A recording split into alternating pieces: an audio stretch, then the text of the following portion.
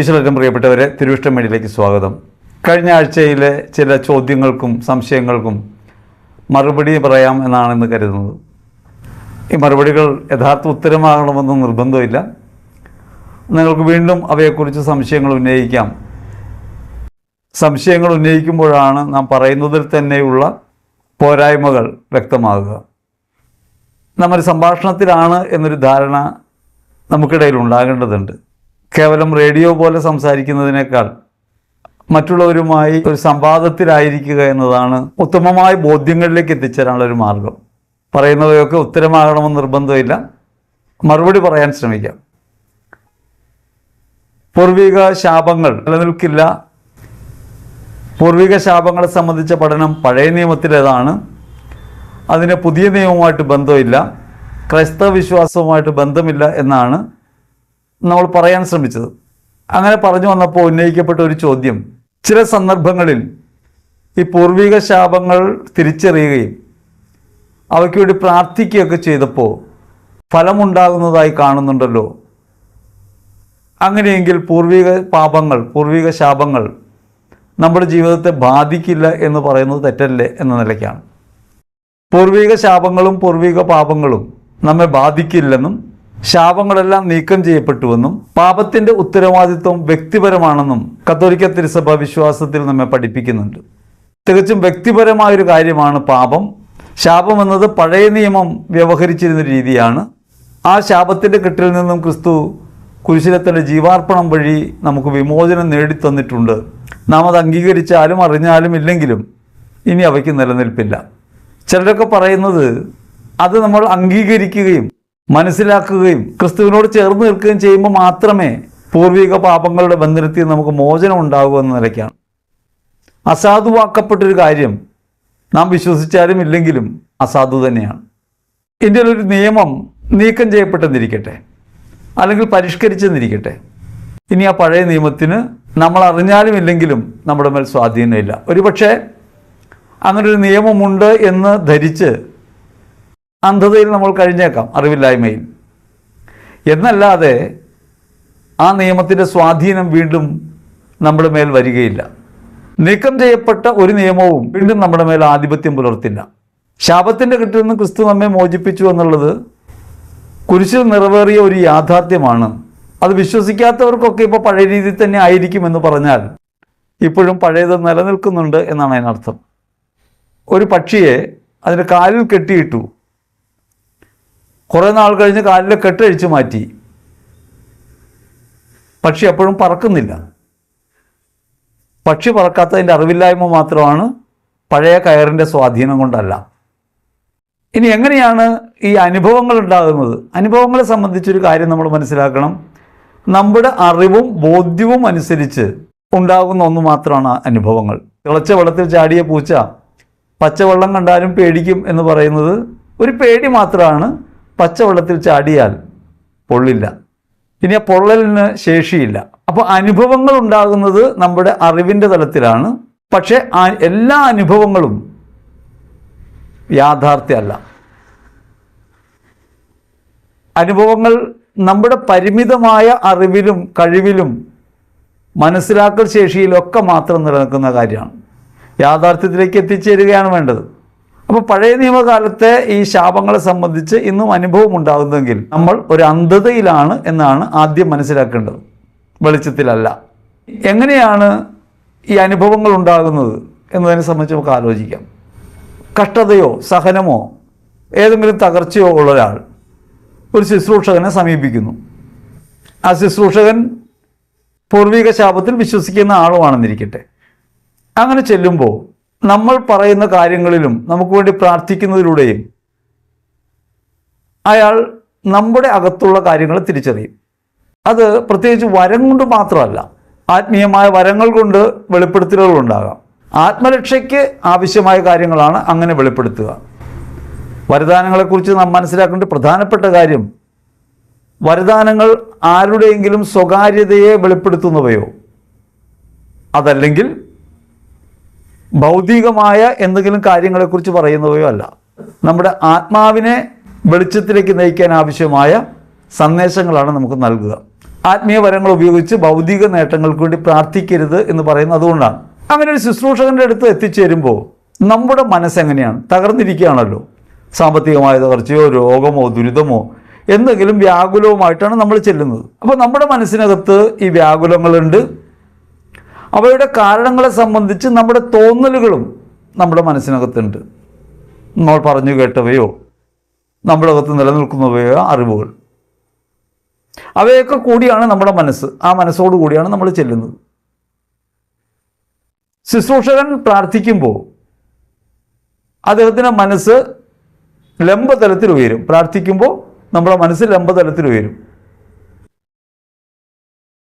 ലംബതലത്തിൽ മനസ്സ് ഏകാഗ്രമാകുമ്പോൾ തിരശ്ചീനത്തിൽ അത് ഒഴുകാൻ തുടങ്ങും. അങ്ങനെ അടുത്ത് വന്നിരിക്കുന്ന വ്യക്തിയുടെ ഉള്ളിലേക്ക് അത് കടന്നു ചെല്ലും. രണ്ടുപേരും ഏക മനസ്സോടെ പ്രാർത്ഥിച്ച് ഒരേ മനസ്സിലേക്ക് വന്ന് ഒന്നിച്ചിരുന്ന് ശുശ്രൂഷയിൽ പങ്കെടുക്കുകയാണ്. അപ്പോൾ സ്വാഭാവികമായി അടുത്തിരിക്കുന്ന ആളുടെ മനസ്സിലേക്ക് ഈ ലംബതലത്തിൽ മനസ്സുയർന്ന ആളുടെ മനസ്സ് ഒഴുകും, തിരശ്ചീനത്തിൽ ഒഴുകും. അയാളുടെ മനസ്സിലുള്ള തോന്നലുകൾ, അയാൾ അനുഭവിക്കുന്ന അസ്വസ്ഥതകൾ, അതൊക്കെ മനസ്സിൻ്റെ വ്യാപനം മൂലം ഈ ശുശ്രൂഷകനും അനുഭവപ്പെടും. ഇത് വരമല്ല, ഇത് മനസ്സിൻ്റെ ഒരു പ്രവൃത്തിയാണ്. അപ്പോഴാണ് വന്നിരിക്കുന്ന ആളുടെ ഉള്ളിൽ ഉള്ള തോന്നലുകളും ബോധ്യങ്ങളുമൊക്കെ ശുശ്രൂഷകന് മനസ്സിലാകുക. ഇനി തകർന്നിരിക്കുന്ന ആളുടെ മനസ്സെപ്പോഴും എങ്ങനെയായിരിക്കും? ഇത്തരം കുറവുകൾ ഉള്ളതുകൊണ്ടാണ്, പോരായ്മ ഉള്ളതുകൊണ്ടാണ് തനിക്ക് ഈ ദുരിതങ്ങളൊക്കെ വരുന്നത് എന്നൊരു ധാരണ അയാളുടെ ഉള്ളിലുണ്ടാവും. അതുമല്ലെങ്കിൽ നമ്മുടെ മനസ്സ് പരിമിതമായ ചില മേഖലകളിൽ കെട്ടപ്പെട്ട് കിടക്കും. ഇപ്പോൾ ബിസിനസ് തകർന്ന ഒരാളാണെങ്കിൽ തകരുന്നതിൻ്റെ പുറകിൽ പൈശാചികമായ എന്തെങ്കിലും സ്വാധീനമുണ്ടോ? പിശാചിൻ്റെ പ്രവൃത്തിയാണോ? അയൽവാസി നമുക്കെതിരെ കൂടോത്രം ചെയ്തിട്ടാണോ? അതുമല്ലെങ്കിൽ നമ്മളുടെ എന്തെങ്കിലും പാപവശ നിമിത്തമാണോ? നമ്മുടെ കുടുംബത്തിലുള്ള ആരുടെയെങ്കിലും കുറവ് കൊണ്ടാണോ? പൂർവികരുടെ കുറവ് കൊണ്ടാണോ? എന്നൊക്കെയുള്ള ചിന്തകൾ ഈ തകർന്നയാളുടെ ഉള്ളിലുണ്ടാവും. പൂർവിക ശാപത്തിലും പൂർവിക പാപത്തിൻ്റെ ബന്ധനത്തിലും വിശ്വസിക്കുന്ന ആളാണ് ശുശ്രൂഷകനെങ്കിൽ അയാളുടെ മനസ്സ് പെട്ടെന്ന് ഇയാളുടെ മനസ്സിനകത്തുള്ള ഇത്തരം ചിന്തകളെ സ്വാംശീകരിക്കും. മനസ്സിൻ്റെ വ്യാപനം വഴി, ട്രാൻസ്മിഷൻ ഓഫ് മൈൻഡ്. അപ്പോൾ അയാൾക്ക് അത് വെളിപ്പെട്ട് കിട്ടിയതായിട്ട് തോന്നും. പൂർവിക ശാപത്തിലൊക്കെ വിശ്വാസമുള്ള ആളാണെങ്കിൽ ശുശ്രൂഷകന് അതൊക്കെ വെളിപ്പെട്ട് കിട്ടിയതായി അനുഭവപ്പെടും. അപ്പോൾ അദ്ദേഹം വന്നിരിക്കുന്ന ആളോട് നിങ്ങളുടെ കുടുംബത്തിൽ ഒരു 4 തലമുറയ്ക്കപ്പുറം ഇങ്ങനെ എന്തെങ്കിലും കുഴപ്പമുണ്ടായിട്ടുണ്ടോ എന്ന് ചോദിക്കും. അപ്പോഴാണ് നമ്മൾ പറഞ്ഞു കേട്ട കഥകളിൽ നമ്മുടെ പൂർവികരുടെ എന്തെങ്കിലും കുഴപ്പമോ കുറവോ ഒക്കെ ഉള്ളതായിട്ട് നമുക്ക് തോന്നിയാൽ നമ്മളത് പറയും. അതല്ലെങ്കിൽ ഈ 4 തലമുറയ്ക്കപ്പുറത്ത് എന്തോ കുഴപ്പമുണ്ടായിട്ടുണ്ടോ എന്ന് ശുശ്രൂഷകൻ പറയുന്ന കാര്യം നമ്മൾ വിശ്വസിക്കും. അപ്പോൾ നമ്മുടെ തകർച്ചയുടെ കാരണം ഈ പൂർവിക ദോഷമാണ് എന്നൊരു ധാരണ നമ്മുടെ അകത്ത് ഉറയ്ക്കും. സ്വതവേ കുറവുകളും പോരായ്മകളും ഉള്ളതുകൊണ്ടാണ് ഈ തകർച്ചകളെന്ന് കരുതുന്ന വ്യക്തി നിശ്ചയമായും ഈ പറയുന്ന കാര്യങ്ങളെ സ്വീകരിക്കും. അങ്ങനെ സ്വീകരിച്ചു കഴിയുമ്പോൾ അതിന് പരിഹാരമായി ഇന്നതൊക്കെ ചെയ്ത് പ്രാർത്ഥിക്കാൻ പറയും. അങ്ങനെയൊക്കെ പ്രാർത്ഥിക്കുമ്പോൾ ഈ കുറവുകളുണ്ട് എന്ന കാരണത്താൽ, ആ തോന്നലുകളാൽ ആത്മവിശ്വാസം തകർന്നിരിക്കുന്ന വ്യക്തിക്ക് ആത്മവിശ്വാസം ലഭിക്കും. നമ്മുടെ ഏത് പ്രയത്നവും വിജയിക്കുന്നത് ആത്മവിശ്വാസത്തിലാണ്. ദൈവം നിങ്ങളെ അനുഗ്രഹിക്കുന്നു എന്ന് പറയുമ്പോൾ ദൈവം നമ്മുടെ കൂടെയുള്ള ഒരു കാര്യത്തിൽ ഉറച്ചു വിശ്വസിക്കുകയും കൂടെയുള്ള ദൈവത്തെ അനുഭവിക്കുകയും ചെയ്യുന്നതിലൂടെ നമ്മുടെ ആത്മവിശ്വാസം വർദ്ധിക്കുകയും നമ്മുടെ പ്രവർത്തനശേഷി വെളിപ്പെടുകയും ചെയ്യും. അപ്പോൾ അങ്ങനെ നമ്മുടെ അകത്ത് കുറവാണ്, പോരായ്മയാണ് ഈ പൂർവിക ബന്ധനങ്ങൾ എന്ന് കേട്ടിട്ടുള്ളയാൾ അതിന് പരിഹാരമൊക്കെ ചെയ്ത് പ്രാർത്ഥിക്കുന്നതിലൂടെ ആത്മവിശ്വാസം വീണ്ടെടുക്കും. അതുകൊണ്ട് ഒരു പരിധിവരെ, മുഴുവനായിട്ടല്ല, ഒരു പരിധിവരെ അദ്ദേഹത്തിന് ഈ തകർച്ചയുടെ പ്രശ്നങ്ങളെ അല്ലെങ്കിൽ അയാൾക്കുണ്ടായ പരാജയത്തിൻ്റെ കാരണങ്ങളെ മറികടക്കാൻ അത് ഉപകാരപ്പെട്ടുവെന്ന് തോന്നിയേക്കാം. താൽക്കാലികമാണ്, എങ്കിലും ആത്മവിശ്വാസം വർദ്ധിക്കും. അങ്ങനെ ആത്മവിശ്വാസം വർദ്ധിക്കുന്നതിലൂടെ അയാൾക്ക് ഇതെല്ലാം നീക്കം ചെയ്യപ്പെട്ടതായി തോന്നും, സ്വതന്ത്രനാക്കപ്പെട്ടതായി തോന്നും. അങ്ങനെ താൽക്കാലികമായ ഒരു വിമോചനാനുഭവം അയാൾക്കുണ്ടാവും. നമ്മൾ മനസ്സിലാക്കേണ്ടത് ഇല്ലാത്തതിൽ നിന്ന് നേടുന്നൊരു വിമോചനമാണ്, ഉള്ളതിൽ നിന്ന് നേടുന്ന വിമോചനമല്ല. നമ്മുടെ മനസ്സിനൊരു ബലം ലഭിക്കുന്നു, നമ്മൾ താൽക്കാലികമായി ആശ്വസിപ്പിക്കപ്പെടുന്നു. നമ്മുടെ കുറവ് കൊണ്ടല്ല, പോരായ്മ കൊണ്ടല്ല, പൂർവികരുടെ കുഴപ്പം കൊണ്ട് വന്നവയൊക്കെ ഇപ്പോൾ നീങ്ങിപ്പോവുകയാണെന്ന് വിശ്വസിക്കും. അങ്ങനെ വിശ്വസിക്കുമ്പോൾ അയാൾക്ക് കുറച്ചുകൂടി ആത്മബലമുള്ളതായി തോന്നും. ഇത് കേവലം തോന്നൽ മാത്രമാണെന്നറിയണം, ഉള്ളവയല്ലെന്നും അറിയണം. അപ്പോൾ അതുകൊണ്ട് ഒരു താൽക്കാലികമായ വിമോചനം അനുഭവപ്പെടുന്നത് കൊണ്ട് അയാൾ ദൈവത്തോട് പ്രാർത്ഥിച്ചപ്പോൾ തനിക്ക് മോചനം കിട്ടിയെന്ന് വിശ്വസിക്കും. പക്ഷേ അയാൾ വിശ്വസിക്കും തനിക്കൊരു പൂർവികമായ ബന്ധനമുണ്ടായിരുന്നുവെന്ന്. അങ്ങനെ പൂർവികമായ ബന്ധനം തനിക്കുണ്ടായിരുന്നു എന്ന് പറയുന്നതിലൂടെ ക്രിസ്തു ഈ ബന്ധനങ്ങളെ നീക്കി എന്ന കാര്യത്തിൽ അയാൾക്ക് വിശ്വാസമില്ലാതെയാകും. യേശു 2000 വർഷം മുമ്പ് കുരിശിൽ അർപ്പിച്ച യാഗത്തിൽ വിശ്വസിക്കുകയാണ് യഥാർത്ഥ വിശ്വാസം എന്നിരിക്കെ ആ ഒരു അന്ധവിശ്വാസത്തിൽ കുരുങ്ങിയ ജീവിതമായിരിക്കും അയാളുടേത്. ഇനി വാസ്തവത്തിൽ ഈ ബന്ധനങ്ങൾ യേശു നീക്കിയെന്നും യേശു നിങ്ങളിലുണ്ട് എന്നും പരമാർത്ഥം ഗ്രഹിച്ചാണ് നിങ്ങൾ പോകുന്നതെങ്കിൽ നിത്യരക്ഷയ്ക്ക് അത് കാരണമായിട്ട് മാറും. നിങ്ങളുടെ വിജയം താൽക്കാലികമല്ലാതെ സ്ഥിരമായ ഒന്നായിട്ട് മാറും. ഏതാണ് കൂടുതൽ മെച്ചം? നിങ്ങൾക്കില്ലാതിരുന്ന ഒരു ബന്ധനം നീക്കം ചെയ്യപ്പെട്ടു എന്ന വിശ്വാസത്തിലുണ്ടാകുന്ന താൽക്കാലിക ആശ്വാസമാണോ?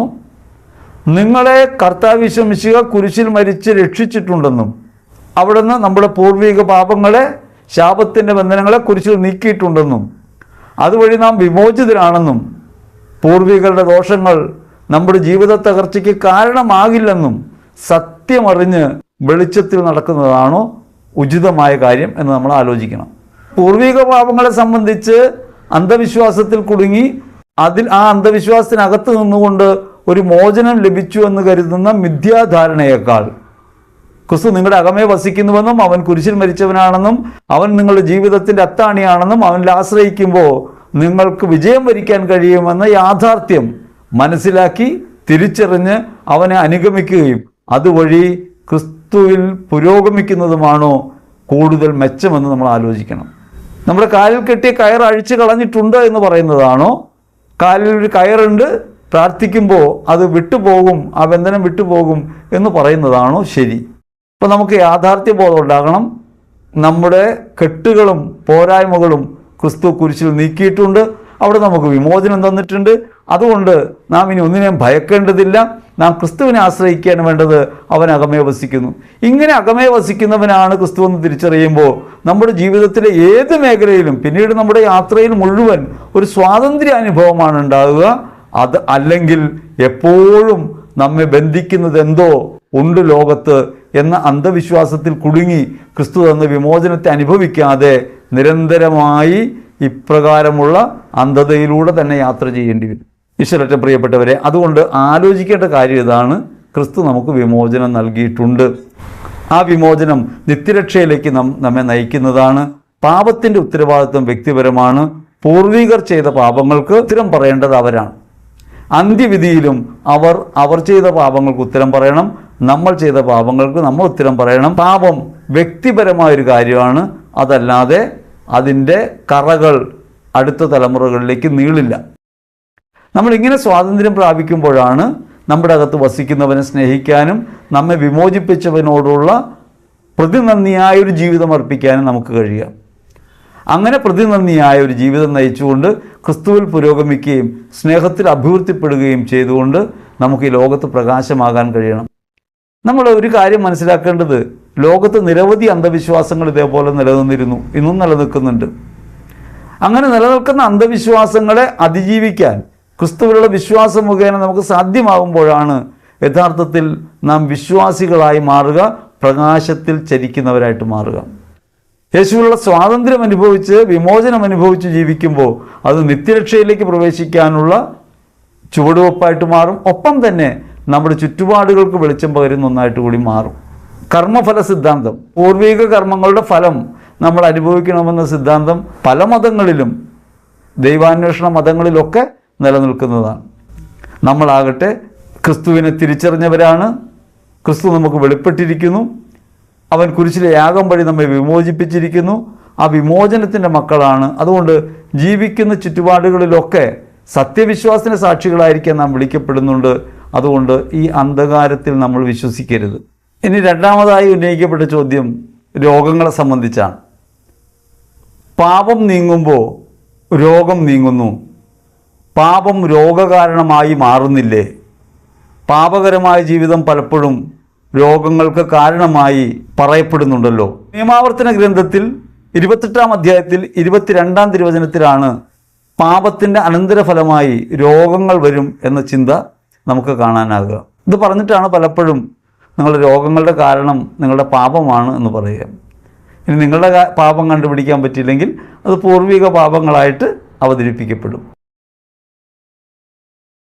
ഈശോ ചോദിക്കുന്നുണ്ട്, പിതാക്കന്മാർ പുളിച്ച മുന്തിരിങ്ങ തിന്നാൽ മക്കളുടെ പല്ല് പുളിക്കുമോ? യഹൂദരുടെ വിശ്വാസം അങ്ങനെയായിരുന്നു. പിതാക്കന്മാർ പുളിച്ച മുന്തിരിങ്ങ തിന്നാൽ മക്കളുടെ പല്ല് പുളിക്കുമോ? നമ്മൾ ആലോചിക്കേണ്ട കാര്യമാണ്. നമ്മൾ പിതാക്കന്മാർ ചെയ്യുന്ന പ്രവൃത്തികൾക്ക് അവർ തന്നെ ഉത്തരം പറയണം. വ്യക്തിപരമാണ് ആ ഉത്തരവാദിത്വം. നാം ചെയ്ത പാപങ്ങൾക്ക് നാം ഉത്തരം പറയണം. പൂർവികമായ ഒരു ദോഷം അങ്ങനെ നിലനിൽക്കില്ല. അതുകൊണ്ട് പൂർവിക പാപത്തിൻ്റെ ശിക്ഷയാണ് രോഗങ്ങൾ എന്നത് തെറ്റാണ്. ഇനി രോഗങ്ങൾ ശിക്ഷയാണെങ്കിൽ പിന്നെ ഒരു നിത്യശിക്ഷ ആവശ്യമില്ലാതെ വരും. മരണശേഷമാണ് ശിക്ഷ. പിന്നെ രോഗങ്ങൾ വരാൻ പാപങ്ങൾ കാരണമാകുന്നുവെന്ന ഈ പഴയ നിയമ പ്രബോധനം എന്തുകൊണ്ട്? ആദ്യകാലത്ത് മനുഷ്യനെ നന്മയുടെ വഴിയിലൂടെ നയിക്കാൻ ഭീഷണിയുടെ സ്വരമാണ് നിയമാവർത്തന ഗ്രന്ഥത്തിലാണെങ്കിലും പ്രവാചകന്മാരിലൊക്കെ ആണെങ്കിലും നമ്മൾ കാണുക. അവിടെയൊക്കെ പറയുന്നത് ഈ പഴയ പാപങ്ങൾ നമ്മെ ഭാരപ്പെടുത്തും എന്ന നിലയ്ക്കാണ്. യേശുക്രിസ്തു പാപവിമോചകനായി പാപത്തിൻ്റെ അടിമത്തത്തിൽ നമ്മെ വിമോചിപ്പിച്ചു.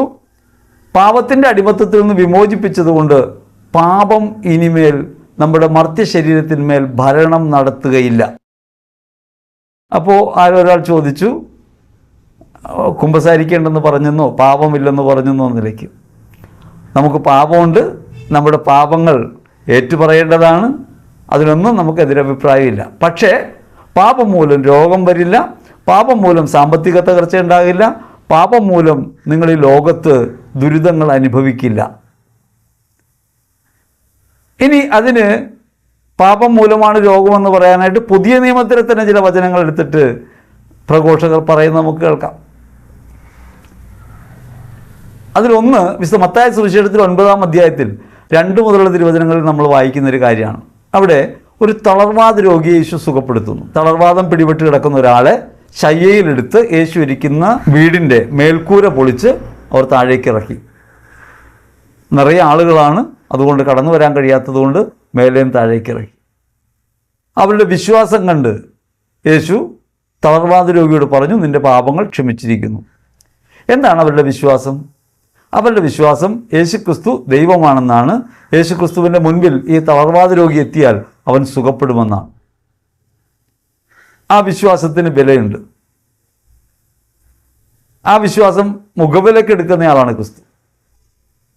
അപ്പോൾ അതുകൊണ്ട് ആ വിശ്വാസത്തിനനുസരിച്ച് യേശു പ്രവർത്തിക്കുകയാണ്. നിന്റെ പാപങ്ങൾ മോചിച്ചിരിക്കുന്നു. അപ്പോൾ യഹൂദർക്കിടയിൽ പിറുപിറുപ്പുണ്ടാകുന്നുണ്ട് ഇത് കേൾക്കുമ്പോൾ. കാരണം പാപം ക്ഷമിക്കുന്നവൻ ദൈവമാണ്. അപ്പോൾ ഇവൻ പറയാതെ പറയുന്നത് ഇവൻ ദൈവമാണെന്നാണ്. യഹൂദർക്ക് യേശുവിനോട് അസൂയയാണ്. യഹൂദർക്ക് അവരുടെ നിലനിൽപ്പിൻ്റെ പ്രശ്നമാണ്. യേശു ആചാരങ്ങളെ നിഷേധിക്കുന്നു, ദൈവം പിതാവാണെന്ന് പറയുന്നു, എല്ലാവരെയും ദൈവമക്കളുടെ സ്ഥാനത്തേക്ക് ഉയർത്താനാണ് താൻ വന്നതെന്ന് പറയുന്നു.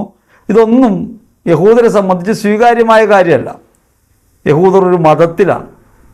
ആ മതത്തിൻ്റെ ആചാരങ്ങളെയും നിലനിൽക്കുന്ന പോരായ്മകളെയും തുറന്നു കാട്ടുകയും യഥാർത്ഥ വെളിച്ചത്തിലേക്ക് നയിക്കുകയുമാണ് ക്രിസ്തു. അതുകൊണ്ട് ഈശോ നിന്റെ പാപങ്ങൾ ക്ഷമിക്കുന്നു തളർവാദ രോഗിയോട് പറഞ്ഞപ്പോൾ അവർ പിറുപിറുത്തു. അത് കണ്ടിട്ട് യേശു അവരെ നോക്കിക്കൊണ്ട് തളർവാദ രോഗിയോട് പറഞ്ഞു, ഭൂമിയിൽ മനുഷ്യപുത്രന് പാപങ്ങൾ ക്ഷമിക്കാൻ അധികാരമുണ്ടോ എന്ന് നിങ്ങൾ അറിയേണ്ടതിനാണിത്. ആര്? ഈ പിറുപിറുക്കുന്നവർ അറിയേണ്ടതിനാണിത്. എന്നിട്ട് യേശു തളർവാദ രോഗിയോട് പറഞ്ഞു, കിടക്കയും എടുത്ത് എഴുന്നേറ്റ് വീട്ടിലേക്ക് പോവുക. അപ്പോൾ യേശു പാപങ്ങൾ ക്ഷമിച്ചത് വെളിപ്പെടുത്താൻ വേണ്ടി, പാപങ്ങൾ ക്ഷമിക്കാൻ തനിക്ക് അധികാരമുണ്ട് എന്ന് പറയാൻ വേണ്ടി യേശു തളർവാദ രോഗിയെ സുഖപ്പെടുത്തി. പാപം ക്ഷമിച്ചപ്പോൾ രോഗം സുഖപ്പെട്ടു എന്നല്ല അവിടെ അർത്ഥം. പാപങ്ങൾ ക്ഷമിക്കാൻ തനിക്ക് കഴിയുമെന്ന് വെളിപ്പെടുത്താൻ യേശു ഒരടയാളം പ്രവർത്തിച്ചു, രോഗിയെ സുഖപ്പെടുത്തി. തളർവാദ രോഗിയെ എഴുന്നേൽപ്പിച്ച് നടത്താൻ കഴിവുള്ളവനാണ് താനെങ്കിൽ, ഒരു വാക്കുകൊണ്ട് അവൻ എഴുന്നേൽപ്പിക്കാൻ തനിക്ക് കഴിയുമെങ്കിൽ പാപങ്ങൾ ക്ഷമിക്കാനും തനിക്ക് കഴിയും എന്നാണ് ക്രിസ്തു അവിടെ വെളിപ്പെടുത്തിയത്. അതല്ലാതെ തളർവാദ രോഗിയുടെ പാപങ്ങൾ ക്ഷമിച്ചപ്പോൾ തളർവാദ രോഗി കിടക്കയും എടുത്ത് വീട്ടിലേക്ക് പോവുക അല്ല ചെയ്തത്. ഒറ്റ നോട്ടത്തിൽ വെറുതെ നോക്കിയാൽ യേശു പാപം ക്ഷമിച്ചു, രോഗം സുഖപ്പെട്ടു, പാപം ക്ഷമിച്ചാൽ രോഗം സുഖപ്പെടും. പഴയ നിയമത്തെ ഈ പറഞ്ഞ ആ പ്രത്യക്ഷാനുഭവത്തിൽ നമുക്ക് കടത്തിക്കൊണ്ടുവരാൻ പറ്റും. വാസ്തവത്തിൽ യേശു ചെയ്തത് അവൻ്റെ പാപങ്ങൾ ക്ഷമിക്കുകയാണ്. പാപങ്ങൾ ക്ഷമിക്കാൻ അധികാരമുണ്ട് എന്ന് വെളിപ്പെടുത്തുകയായിരുന്നു യേശുവിൻ്റെ ലക്ഷ്യം.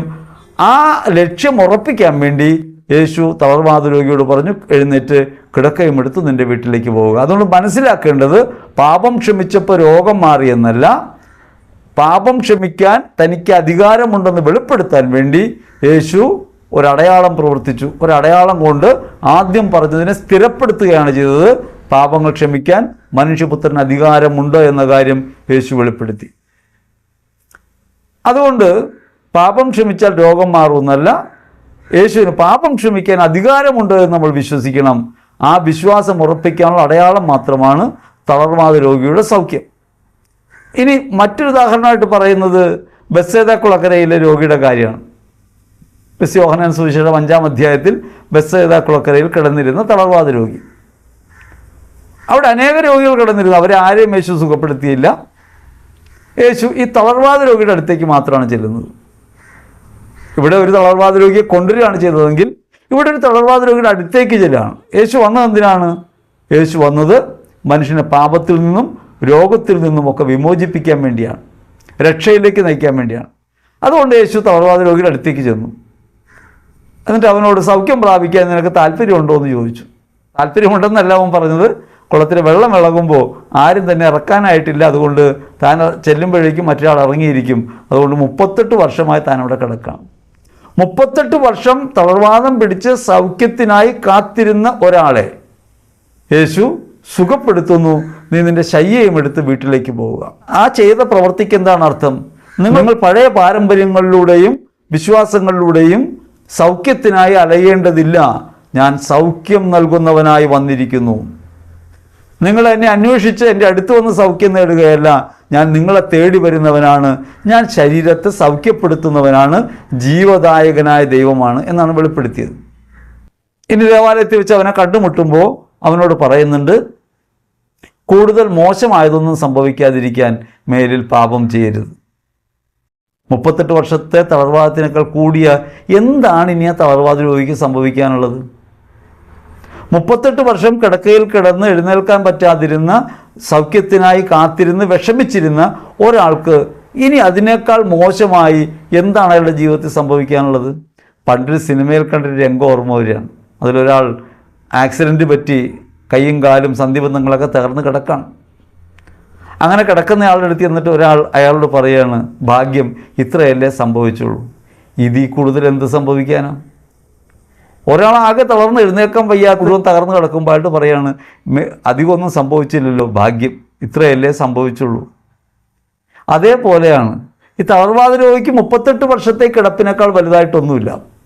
അയാളുടെ ജീവിതത്തിൻ്റെ പകുതിയിലേറെ ഭാഗം രോഗക്കിടക്കയിലായിപ്പോയൊരു മനുഷ്യനാണ്. അങ്ങനെ കിടന്നുപോയ ഒരാൾക്കറിയാം രോഗത്തിൻ്റെ രൂക്ഷത എന്താണെന്ന്. അതിനേക്കാൾ മോശമായത് ഇനി എന്താണ് അയാളുടെ ജീവിതത്തിൽ സംഭവിക്കാനുള്ളത്? അത് നിത്യനാശമാണ്. ഈ ഭൂമിയിൽ തന്നെ ഏകയാതന അനുഭവിച്ച് ജീവിച്ചിരുന്ന ഒരാളോട് നിങ്ങൾ ഇനി ഇതിനേക്കാൾ കൂടുതൽ മോശമായ ഒരിടത്തേക്ക് പോകാനിടയാകരുത്, ഒരവസ്ഥയിലേക്ക് പോകാനിടയാകരുത്. ആ അവസ്ഥ മരണശേഷം അയാൾ അനുഭവിക്കാൻ പോകുന്ന നിത്യശിക്ഷയാണ്. ഈ കിടപ്പിനേക്കാൾ വലിയ ഒന്ന് സംഭവിക്കാതിരിക്കാൻ മേലിൽ പാപം ചെയ്യരുത്. നീ ഇപ്പോൾ സൗഖ്യപ്പെട്ടിട്ടുണ്ട്, നീ എന്നെ തിരിച്ചറിഞ്ഞിട്ടുണ്ട്, അതുകൊണ്ട് ഇനി പാപം ചെയ്യരുത്, മേലിൽ പാപം ചെയ്യരുത്, ഇതിനേക്കാൾ കൂടുതലൊന്നും വരാതിരിക്കാൻ. ഇതിനേക്കാൾ കൂടുതൽ വരാനുള്ളത് ഈ പറഞ്ഞ നിത്യനാശമാണ്, അത് സംഭവിക്കാതിരിക്കാൻ. ചിലറ്റം പ്രിയപ്പെട്ടവരെ, നമ്മൾ പലപ്പോഴും കാര്യങ്ങളെ മനസ്സിലാക്കുന്നത് ലളിത യുക്തികളിലാണ്. നമുക്ക് എളുപ്പം അങ്ങനെ പറയലാണ്. നിങ്ങൾ ആലോചിച്ച് നോക്കണം, ഒരു രോഗിയോട് അയാളുടെ പാപമാണ് അയാളുടെ രോഗകാരണം എന്ന് പറയുന്നതിനേക്കാൾ കൂടുതൽ കടുത്ത ശിക്ഷ എന്താ ഉള്ളത്? നമ്മളെപ്പോഴും രോഗികളെ കാണുമ്പോൾ അവരൊക്കെ പാപം ചെയ്തവരാണെന്ന് കരുതിയാൽ, ഇപ്പോൾ നമ്മുടെ വീട്ടിലൊക്കെ രോഗികളായിട്ടുള്ളവരുണ്ടാവും. അങ്ങനെ രോഗിയായ ഒരാൾ കിടക്കുമ്പോൾ അവൻ ചെയ്ത പാപമാണ് അവൻ അനുഭവിക്കുന്നത് എന്ന് നമ്മൾ കരുതാനിടയായാൽ നമ്മുടെ കരുണയും സ്നേഹവും ഒക്കെ എവിടെ പോയി ഒളിക്കും? ഓരോ രോഗാവസ്ഥയും നാം അനുഭവിക്കുന്ന സഹനങ്ങളും ദൈവത്തിൻ്റെ സാന്നിധ്യവും സഹവാസവും അനുഭവിക്കുന്ന സമയങ്ങളാണ്. രോഗം ശരീരത്തെ ജയിക്കാനുള്ളൊരവസരമാണ്. ശരീരം എന്തിന് എന്ന് ചോദിച്ചാൽ സഹിക്കാൻ കൂടിയാണ് എന്ന് ഉത്തരം പറയണം. അത് സുഖിക്കാനുള്ള ഇടമല്ല. നിത്യരക്ഷയ്ക്ക് ആവശ്യമായ ഒരു ഉപകരണമായിട്ട് ശരീരത്തെ കാണാൻ പറ്റണം. രക്ഷയിലേക്ക് പ്രവേശിക്കാനുള്ള ഒരു ഉപകരണം. സഹനം അതിന് പ്രധാനപ്പെട്ടൊരു കാര്യമാണ്. അതുകൊണ്ട് രോഗാവസ്ഥയിലുള്ളവരെ നാം തിരിച്ചറിയേണ്ടത് കുറേ കൂടി മെച്ചപ്പെട്ട മനുഷ്യരായിട്ടാണ്. ഞാനൊരിക്കൽ ഒരു കൊച്ചുരസ്യ ചെടിയെ കാണാൻ പോയി. തളർന്നു കിടക്കാണ്. അങ്ങനെ തളർന്നു കിടക്കുന്നു. അവരെ കാണാൻ പോയി, അവർക്ക് വേണ്ടി പ്രാർത്ഥിച്ചു. എന്നിട്ട് അവരോട് പറഞ്ഞു, ഇനി മേലിൽ ഈ കിടക്കയിൽ കിടന്നുകൊണ്ട് ഈ സഹനത്തെ ഓർത്ത് ദുഃഖിക്കരുത്. നിങ്ങളൊരു വിശുദ്ധിയിലേക്കാണ് പ്രവേശിക്കുന്നത്. അതുകൊണ്ട് ആരെങ്കിലുമൊക്കെ പ്രാർത്ഥിക്കാൻ വന്നാൽ നിങ്ങൾ അവർക്ക് വേണ്ടി പ്രാർത്ഥിക്കണം. അവരോട് പറയണം, ഞാനിപ്പോൾ ദൈവത്തിൻ്റെ സന്നിധിയിലാണ്, ദൈവം എൻ്റെ കൂടെയാണ്. ഞാനിപ്പോൾ ദൈവത്തിൻ്റെ സന്നിധിയിലാണ്, ദൈവം എൻ്റെ കൂടെയാണെന്ന് പറയണമെന്ന് പറഞ്ഞപ്പോൾ അവർ അറിയാതെ അത് ഉരുവിട്ടു. ആ ഉരുവിടുന്ന നേരത്ത് അവരുടെ കണ്ണിൽ നിന്ന് കണ്ണീർ ധാരധാരയായിട്ടൊഴുകി. പക്ഷെ അത് വേദനയുടേതായിരുന്നില്ല, ദൈവം കൂടെയുണ്ടെന്ന സമാശ്വാസത്തിൻ്റെതായിരുന്നു. ഒരിക്കൽ ഞാൻ എൻ്റെ വീട്ടിൽ പോയി. എൻ്റെ സുഹൃത്തിൻ്റെ വീടാണ്. ഞങ്ങളുടെ കൂടെ മിനിസ്ട്രിയിലുണ്ടായിരുന്ന ഒരു ഷാജിയുടെ വീട്ടിൽ. അദ്ദേഹത്തിൻ്റെ ഒരു സഹോദരി കന്യാസ്ത്രീയാണ്. അവിടെ ചെന്നു. അവിടെ ചെന്നപ്പോൾ അപ്പന് ട്യൂമറാണ്, തലച്ചോറിൽ ട്യൂമറാണ്. ആ ട്യൂമർ വളർന്ന് മൂക്കിലൂടെ പുറത്തേക്ക് തള്ളിയിട്ടുണ്ട്. പെടലിൽ നേരെ നിൽക്കില്ല, ദുർഗന്ധം വമിക്കുന്നുണ്ട്. അപ്പം ഞാനവിടെ ചെന്നപ്പോൾ അവർക്കൊരു അസ്വസ്ഥതയായി. വീട്ടിലൊക്കെ ചെറിയൊരു ഗന്ധമുണ്ട്. അവർ പറഞ്ഞു, ഇങ്ങനൊരു ഗന്ധമുണ്ട്. ഞാൻ പറഞ്ഞത് ദൈവസാമീപ്യത്തിൻ്റെയാണ്. നിങ്ങൾ കുന്തിരിക്കത്തിൻ്റെ ഗന്ധമാണ് ദൈവത്തിൻ്റെതെന്ന് കരുതും. വേദനിക്കുന്നവൻ്റെ ഗന്ധമാണ് ദൈവത്തിൻ്റേത്. അഴുകുന്ന ഓരോ വ്രണത്തിലും ദൈവം വസിക്കുന്നുണ്ട്. ഫ്രാൻസിസ് അസീസി ബോധനെ കാണുന്നൊരു രംഗം സെയിൻറ്റ് ഫ്രാൻസിസ് എന്ന നോവലിലുണ്ട്. ബോധൻ എന്ന് പറഞ്ഞാൽ രാജാവാണ്. ആ രാജാവ് വരുന്നത് പല്ലക്കിലാണ്. പല്ലക്കിൻ്റെ ചുറ്റും തീ പോലെ പ്രഭയാണ്, അഗ്നിയുടെ പ്രഭയാണ്. അങ്ങനെ അഗ്നിയുടെ പ്രഭയുള്ള പല്ലക്കിൽ വരുന്ന രാജാവിനെ കാണാൻ അസീസി എന്നു. എന്നിട്ട് അതിൻ്റെ തിരശ്ശീലൊന്ന് പൊക്കി നോക്കി. അകത്ത് കുഷ്ഠം കൊണ്ട് വ്രണം പിടിച്ച് അഴുകിത്തീർന്നൊരു ശരീരം, ഒരു മാംസപിണ്ഡം, പക്ഷേ ജ്വലിക്കുന്ന പ്രകാശം. നാം കാണേണ്ടത് സഹിക്കുന്നവനിൽ ജ്വലിക്കുന്ന ഒരു ക്രിസ്തുവുണ്ട്. അതുകൊണ്ട് സഹിക്കുന്ന ഓരോരുത്തരും, ഒരു സഹിക്കുന്ന ആരെങ്കിലും നിങ്ങളുടെ വീട്ടിലുണ്ടെങ്കിൽ, ഒരു വിശുദ്ധാത്മാവ് നിങ്ങളുടെ വീട്ടിലുണ്ടെന്ന് കരുതണം. നിങ്ങൾ തന്നെ സഹനത്തിൻ്റെ ശൈലിയിലാണെങ്കിൽ ക്രിസ്തുവിനോടൊപ്പമാണെന്ന് കരുതണം. അല്ലാതെ ഒരിക്കലും പാപത്തിൻ്റെ ഫലമായി നിങ്ങൾ സഹിക്കുകയാണെന്ന് കരുതരുത്. പാപത്തിൻ്റെ സഹനങ്ങൾ ക്രിസ്തു കുരിശിൽ ഏറ്റെടുത്തിട്ടുണ്ട്. നമുക്ക് ശിക്ഷയുണ്ട്, അത് മരണശേഷമാണ്. അപ്പോൾ ഞാൻ ഈ ഷാജിയുടെ വീട്ടിൽ ചെന്ന് സംസാരിച്ചിരുന്നു. അപ്പോൾ മക്കൾ അദ്ദേഹത്തെക്കുറിച്ച് പറയാൻ തുടങ്ങി. അംഗസംഖ്യ ഏറെയുള്ള വീടാണ്. ആ വീട്ടിലെ ആളുകൾക്ക് വേണ്ടി അധ്വാനിച്ചാണ് ഈ മനുഷ്യൻ ഇങ്ങനെയായത്.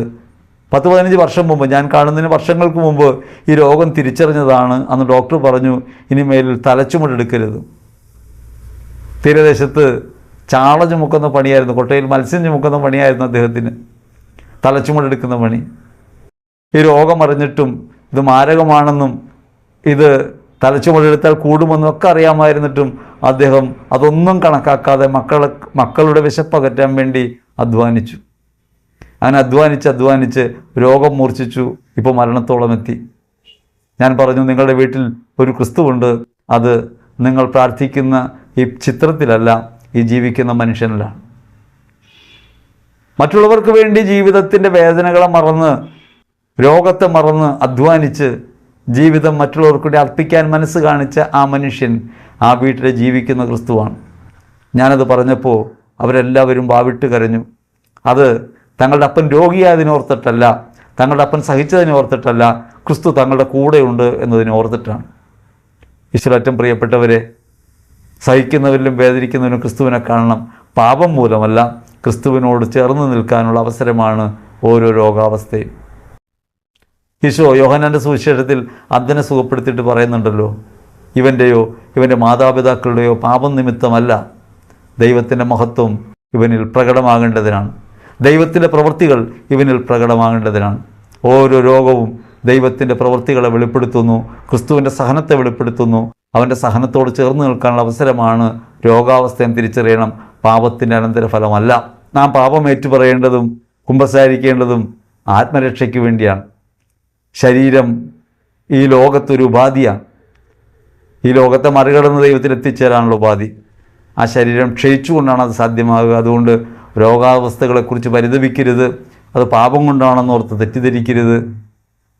നമ്മെ വിമോചകനായ ക്രിസ്തു നേടിയിരിക്കുന്നുവെന്നും അവൻ്റെ സഹനത്തിലെ ഭാഗഭാഗിത്വമാണ് ജീവിതത്തിലെ ദുരന്തങ്ങളും തകർച്ചകളുമെന്ന് നാം തിരിച്ചറിയണം. ഈശ്വരറ്റം പ്രിയപ്പെട്ടവരെ, ഈ 2 ചോദ്യങ്ങൾക്കാണ് മറുപടി പറയാൻ കഴിഞ്ഞത്. അത് എത്രത്തോളം നിങ്ങൾക്ക് അനുഭവമായി എന്ന് നിങ്ങൾക്ക് പറയാം. പരമാവധി ഇത്തരം വീഡിയോകൾ നിങ്ങൾ പ്രചാരത്തിൽ എത്തിക്കണം, മറ്റുള്ളവരുമായി പങ്കുവയ്ക്കണം. കാരണം അബദ്ധ സിദ്ധാന്തങ്ങൾ ഏറെ പ്രചരിക്കുകയാണ്. പാപം മൂലമാണ് രോഗമെന്നും പൂർവിക പാപബന്ധനങ്ങളുണ്ടെന്നും ഇപ്പോഴും പറഞ്ഞുകൊണ്ടേയിരിക്കുന്നു. ക്രിസ്തുവിനെ ഇപ്പോഴും മറയത്ത് വയ്ക്കാനാണ് പലർക്കും ഇഷ്ടം. വെളിച്ചമായ ക്രിസ്തു നമ്മിൽ പ്രകാശിക്കട്ടെ. ലോകം മുഴുവൻ നമ്മിലൂടെ ക്രിസ്തുവിൻ്റെ വെളിച്ചം എത്തിച്ചേരട്ടെ, അന്ധകാരം അകലട്ടെ. ദൈവം നമ്മളെ സമൃദ്ധമായി അനുഗ്രഹിക്കട്ടെ. ആമേൻ.